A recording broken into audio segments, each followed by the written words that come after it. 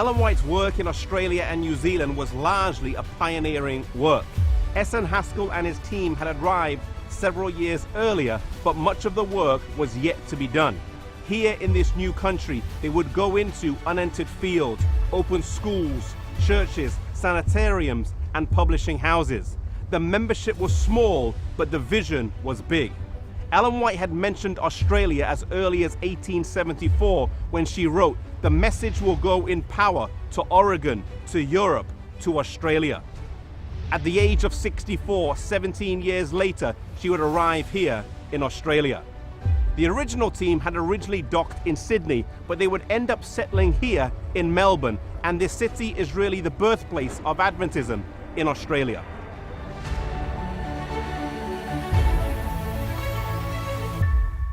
This was also where Ellen White first settled when she came. In mid-1892, she sent a message to the conference president, A.G. Daniels, that a school needed to be started for the education of the youth. This message was both welcomed and also troubling. How could a membership so small and poor in worldly goods accomplish this? They started the Australasian Bible School in 2 rented houses on St. George's Terrace on St. Kilda's Road. In their first term, they had between 25 and 50 students. Later on, the school would grow and a 3rd house would be added. Later on, the school would move north to Currumbong, but its roots lie here.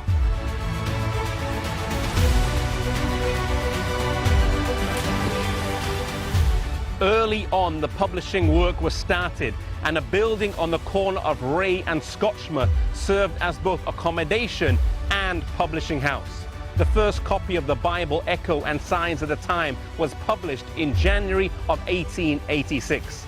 Later on, they would purchase a property here on Best Street for $1,400, and a 3-story building was erected.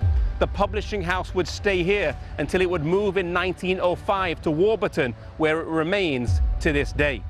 Our early pioneers sought to use the best means of communication to share the message, and this was integral to the strategy of the church as it planted in new areas.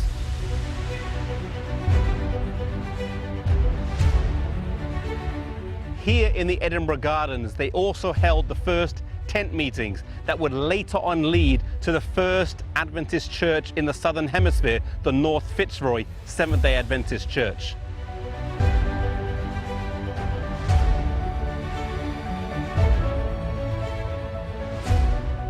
Another work that started early on was a health food company. This was known as Sanitarium Health Foods and started in 1898 on Clark Street in Northcote, Melbourne. Ellen White strongly encouraged this, as well as the later move of the company from Melbourne to Avondale so that the college students could work there. Today, Sanitarium Foods is one of the largest health food companies in the world and is widely recognized throughout Australia for its wide range of products, in particular its flagship product, Weet-Bix.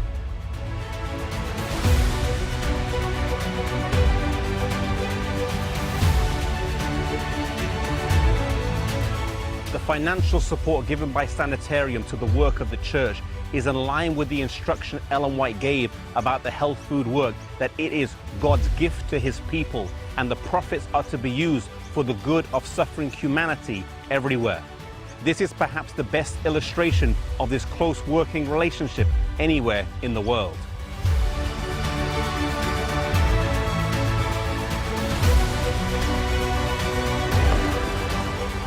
And so the work of the church started in a comprehensive fashion.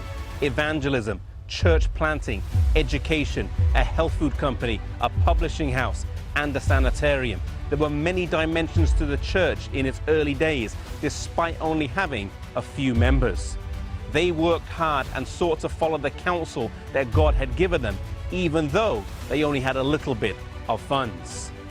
Sometimes today, I think we are too constrained by our circumstances, and if the pioneers manifested the same hesitancy that we often have, I wonder if the work would ever have got going.